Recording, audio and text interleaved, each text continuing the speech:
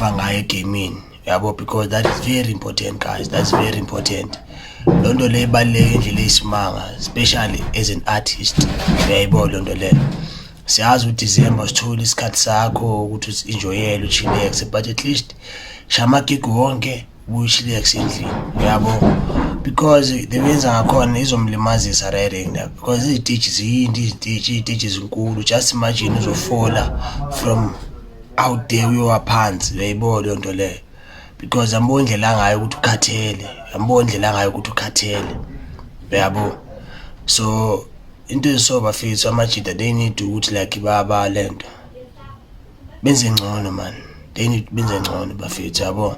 MT samthanda kakhulu, and MT like it's a role model yabona ukuthi na nakwabanye uyayibona into leyo, but indlela manje asemanuva ngayo is not a good way bafethu, hayi not a good way yabo, because I think there izomkhawathisa right thing there yabo, because yambona indlela ngayo bafethu nje imi lapha yakuthi ukhathele umfethu yabo, yambona ukuthi ukhathele umfethu lapha yana, uyayibona into leyo. Sometimes you need to take ama rest, or sometimes if maybe kena wathi amaklazinyana awu2 or whatever iphuzayo, wazi ukuthi awuyo perform or iphuza ke after performance, uyayibona into leyo, or uzibhemele after performance, because ngalendlela engayo like izomdelisa ngabantu and izodelelisa even nomsebenzi wakhe.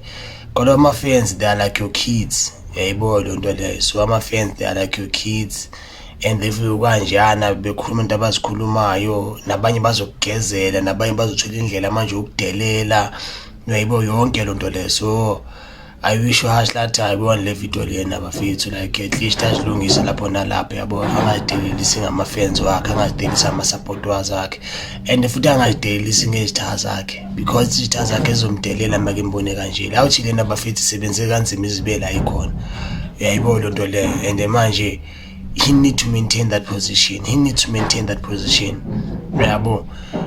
Asithi ukuthi anga-enjoy ubomi, enjoy ubomi but ngendlela e-right, ngendlela e-right, angazidelelisi abantwana, angazidelelisi ngolove, angazidelelisi nge-industry, because bazomdelela abantu, bazomdelela abantu yabo.